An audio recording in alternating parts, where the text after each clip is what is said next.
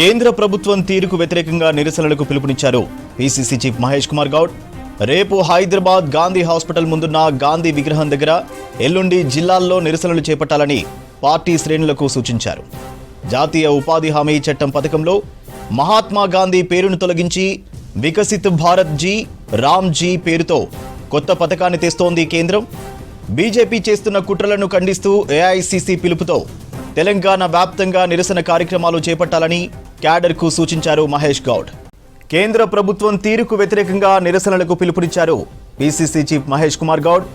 రేపు హైదరాబాద్ గాంధీ హాస్పిటల్ ముందున్న గాంధీ విగ్రహం దగ్గర, ఎల్లుండి జిల్లాల్లో నిరసనలు చేపట్టాలని పార్టీ శ్రేణులకు సూచించారు.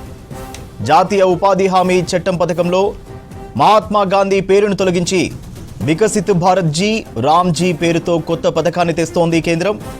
బీజేపీ చేస్తున్న కుట్రలను ఖండిస్తూ ఏఐసీసీ పిలుపుతో తెలంగాణ వ్యాప్తంగా నిరసన కార్యక్రమాలు చేపట్టాలని క్యాడర్కు సూచించారు మహేష్ గౌడ్.